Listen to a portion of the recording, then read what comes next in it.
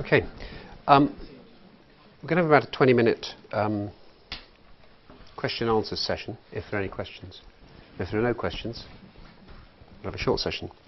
But before we move to that, I'm just going to flip through what essentially is the executive summary put into slides. It's about 20 slides, so it'll take about 5 minutes. There are about 2.9 million general anaesthetics performed in the UK NHS each year, with the majority being the airway managed with a supraglottic airway and a little bit over a third with tracheal tubes. Clinical themes that come out from NAP4, you've heard again and again, issues of poor airway assessment contributing to poor airway outcomes, omission, incomplete assessment, and failure, most importantly, failure to alter the airway management technique according to the findings at assessment. And the assessment should involve both assessment of airway difficulty, the 4 different options, and of aspiration risk. Poor planning in combination with poor assessment has contributed. So as Adrian has extremely ably explained, anaesthesia, particularly for the difficult airway and sometimes for the easy airway, requires not a plan but a strategy, a coordinated, logical sequence of plans which aim to achieve good gas exchange and prevention of aspiration. And if there's one thing to remember, and I'll probably add another one, but there's one thing to remember, perhaps that's it. Failure to plan for failure. Everything we do in airway management fails, particularly with difficult airways, and we must have a plan. Sometimes the plans that we saw when failures did occur amounted to not having a plan. Perhaps an express plan that didn't include the equipment being there, or didn't include the person who could use the equipment being there. That's not a plan. So anaesthetic departments should have an explicit policy for management of difficult or failed intubation and for impossible mask ventilation and for some other airway emergencies. And individual anaesthetists should have plans as well. So I call this institutional preparedness and individual preparedness, but it's a difficult word. Numerous cases where awake fibreoptic intubation was indicated but not used, and the individual review form suggested lack of skills, lack of confidence, lack of judgement, and particularly on intensive care, lack of suitable equipment. Awake fibreoptic intubation should be available within any department so that it can be used when it is indicated. Difficult intubation was managed by repeat or multiple repeat attempts. There's no guideline, there's no national guideline for difficult or failed intubation that advocates unlimited amounts of repeated attempts at the same failing technique. And it's well recognised that this will deteriorate, can't intubate, can't ventilate, and this was seen in numerous cases in NAP4. If it's not working, do something different. SADs were used inappropriately. In non-aspiration cases, there was a marked use of them in markedly obese patients and with junior anaesthetists. In the aspiration cases, there was a preponderance of first-generation supraglottic airways, again used by juniors in emergencies in patients with multiple risk factors for aspiration. SADs, as Nick and others have previously commented on, were used to apparently to avoid tracheal intubation or awake fibreoptic intubation in patients who were known or recognised to likely to be difficult to intubate. Sometimes there was no backup plan. This doesn't seem like a very good plan, because in case it goes wrong, if you're going to do that, at least consider having secured the area with a supraglottic airway, intubating through that, or doing an awake fibreoptic in the first place. Head and neck featured frequently, with 70 of the anaesthesia cases being head and neck cases. This is an excellent example of where cooperation between surgeons, anaesthetists, nursing staff, ODPs is important, and teamwork and human factors were illustrated in numerous of these cases. An even better example of this is in the obstructed airway, where high levels of skill, cooperation and communication and teamwork are required. These difficult cases are best managed in an environment where surgeons are available, where all the kit is available, where appropriate skill is available, and where there's enough space and people can talk to each other. That's not the anaesthetic room. As NCPOD said, when was it, 1995, tracheostomy under local anaesthesia is often an appropriate technique and should be considered.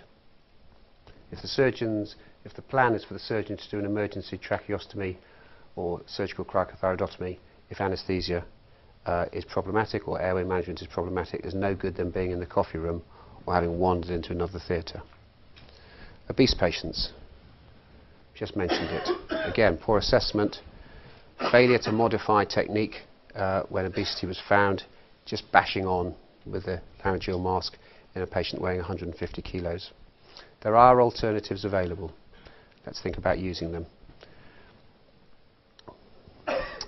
High rate of failure of cricothyroidotomy, numerous mechanisms. The root cause remains unclear.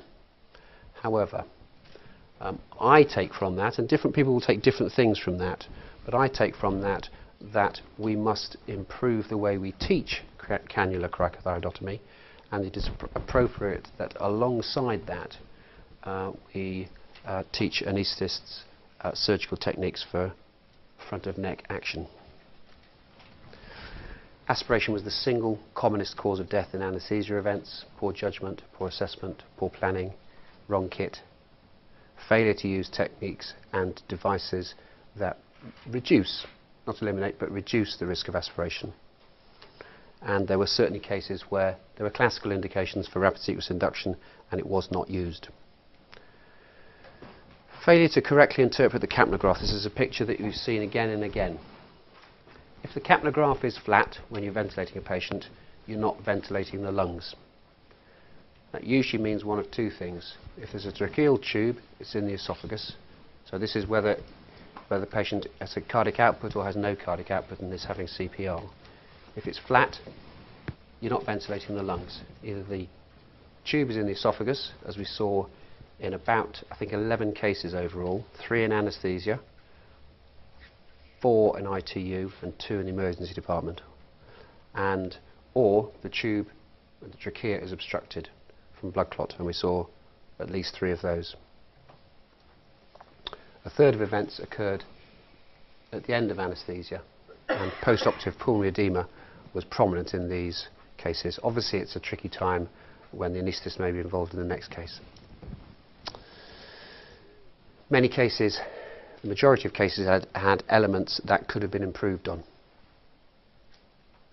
ITU in the emergency department, last couple of slides, about a quarter of airway events reported to NAP4, but we had fewer local reporters, so potentially a larger proportion, at least a quarter of airway disasters or major airway events in a hospital are likely to occur outside the operating theatre, and the consequences of these events tend to be more severe. And in ITU, we found poor identification of at-risk patients, poor or incomplete planning, inadequate provision of skilled staff and equipment, delayed recognition of events, failed rescue, and lack of use or failure to correctly interpret the capnography. Many of these were avoidable deaths. Failure to use capnography in ventilated patients likely contributed, and in some cases caused, death in 70% of the cases reported from ITU.